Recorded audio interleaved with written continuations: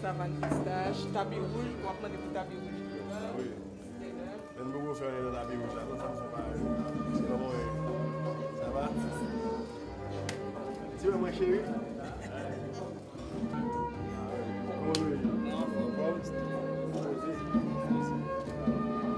Tout ça, c'est mon CIDP.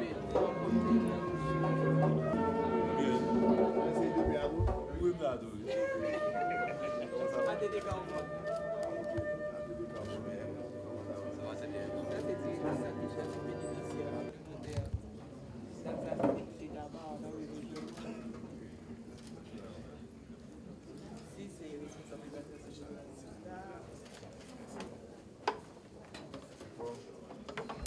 Nous avons fait l'animation musicale là. Yes.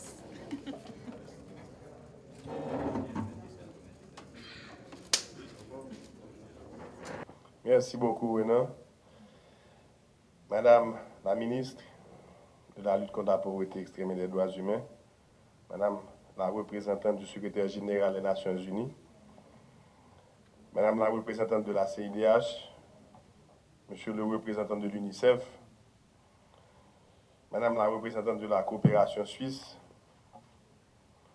Madame la représentante de l'ATD Carmonde, Madame la directrice de l'APENA, Mesdames et Messieurs les membres du comité interministériel des droits de l'homme, Mesdames et Messieurs les représentants des organisations de défense des droits humains, Mesdames et Messieurs les membres de la presse, Mesdames et Messieurs les membres des mouvements sociaux,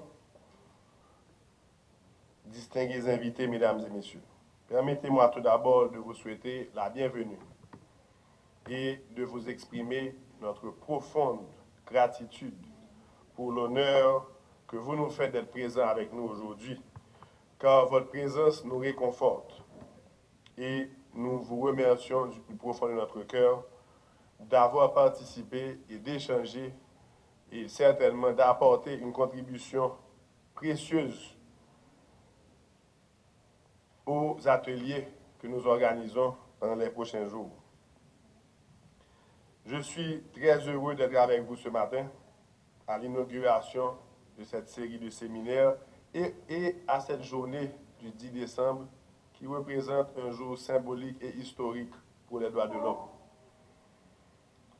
Le peuple haïtien exige que le gouvernement Martelly Lamotte démontre une capacité d'assurer les réformes qui sauront garantir la jouissance des droits fondamentaux conformément aux engagements pris par l'État.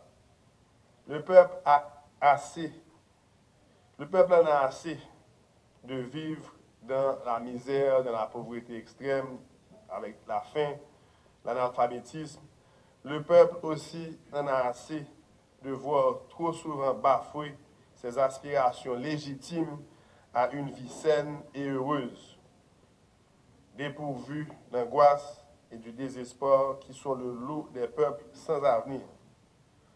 Comprenant le bien fondé de cette impatience et de ces revendications, le gouvernement Martelly Lamotte travaille d'arrache-pied en fonction d'apporter une juste réponse dans le domaine des droits humains. Voilà pourquoi nous avons pris une série de mesures, créer un comité interministériel, créer un nouveau ministère, créer la Secrétaire d'État aux personnes handicapées. Investissons pour la première fois dans l'histoire de ce pays dans un vaste programme d'assistance sociale et avec une transparence énorme dans le sens de travailler pour la première fois avec un plan triennal de lutte contre la pauvreté extrême qui sera d'ailleurs prêt dans les prochains 10 jours et qui sera exposé à la population. Nous voulons lancer une machine économique capable d'engendrer le développement intégral de la nation haïtienne, en exploitant de façon optimale nos richesses et nos potentialités. Nous concentrons des efforts colossaux pour instaurer le programme social et des peuples le plus ambitieux que le pays ait jamais connu, afin d'apporter un soulagement immédiat et significatif à la souffrance des plus modestes et des plus démunis. Sur le plan des droits humains, à proprement parler, et de la gouvernance, nous avons forgé des stratégies concrètes pour rétablir les institutions que plus de 2 décennies de crise avaient réduites à leur plus simple expression et instaurer les bases d'un dialogue franc et constructif entre les différents acteurs de la scène politique et sociale afin que priment les intérêts suprêmes d'Haïti. C'est avec beaucoup de fierté que j'affirme que ces efforts ont porté fruit aujourd'hui. Comme je le signalais dans mon intervention prononcée à l'ONU au mois de septembre dernier, Haïti est aujourd'hui résolument et définitivement engagé sur la voie du progrès et du développement. Car avec tous les efforts consentis, non pas seulement par le gouvernement, mais par tous les acteurs qui accompagnent le gouvernement, aujourd'hui, sur le plan social, on voit des progrès, que ce soit en termes de scolarisation des enfants, qui est un droit fondamental, qui est le droit de l'éducation. Dans l'alphabétisation, aujourd'hui, nous voyons déjà plus de 52 000 personnes enregistrées dans un programme d'alphabétisation.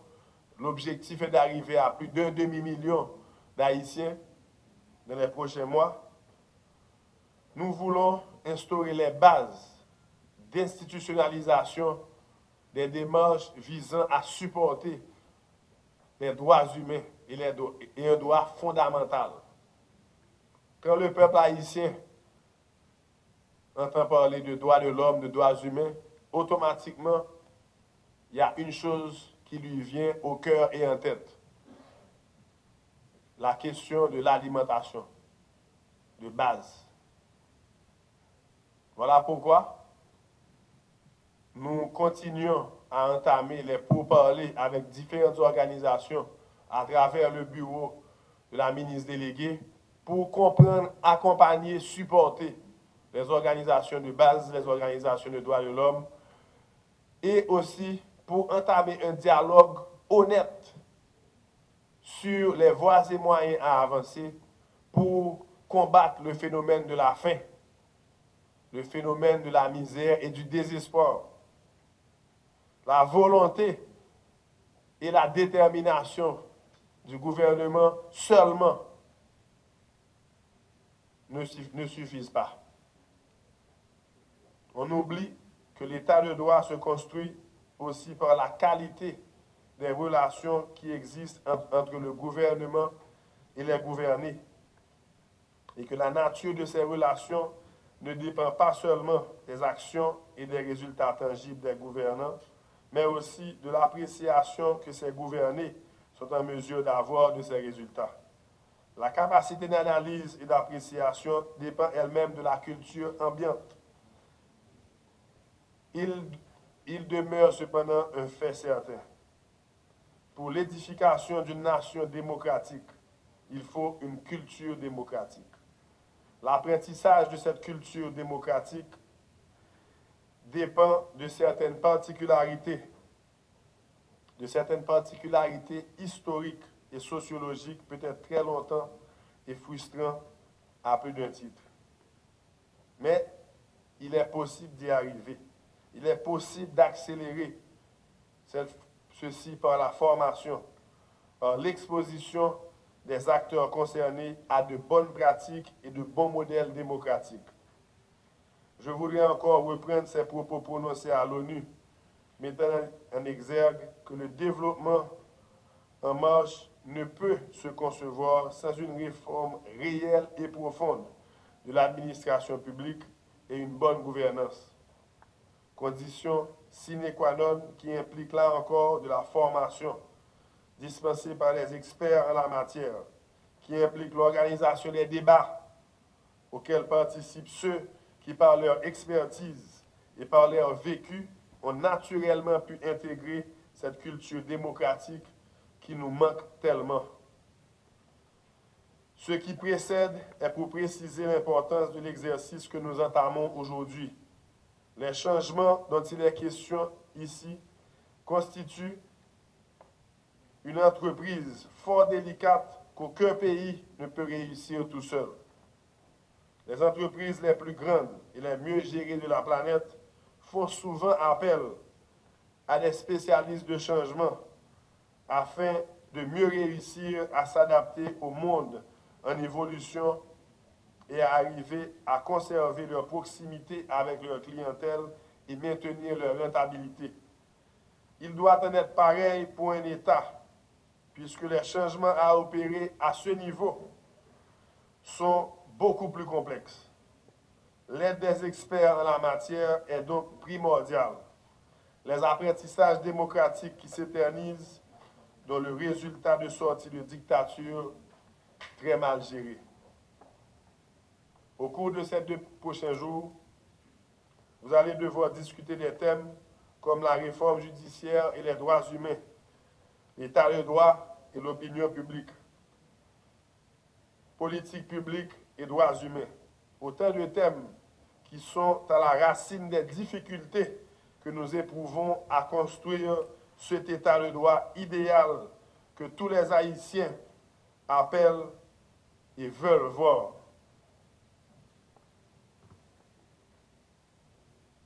Je voudrais aussi souligner qu'il faudra aussi assurer une grande diffusion aux différents exposés et débats qui vont avoir lieu au cours de ces 2 journées afin que les acquis puissent s'étendre à toute couche sociale de la société haïtienne, à tous les acteurs de la scène internationale et nationale. Les succès que nous emporterons de cette démarche conditionnent dans une grande mesure l'avenir de notre démocratie naissante. J'aurais à m'en vouloir jusqu'à la fin de mes jours, si je terminerai mon allocution, en omettant de remercier toutes les organisations et instances qui n'ont jamais marchandé leur concours, en encourageant la longue et noble marche que nous effectuons vers cette démocratie qui devra assurer à tous nos citoyens et à toutes nos citoyennes le bonheur et la sécurité et la justice sociale. Sur ce, je prends le temps de souhaiter à tous et à toutes une bonne séance de travail, un bon atelier de travail. Et pour vous rassurer que ce gouvernement est sérieux, le gouvernement veut avancer pour la protection des droits de chaque Haïtien, riche ou pauvre. Et nous sommes résolus et déterminés à ce que la démocratie s'installe pour tous les Haïtiens, riches ou pauvres, à travers des élections libres, honnêtes et démocratiques dans les prochains mois à venir. Et ceci, c'est l'engagement du gouvernement Martelly Lamotte pour une Haïti plus solidaire, pour une Haïti démocratique, pour une Haïti qui est l'Haïti de tous et de toutes, indistinctement. Merci.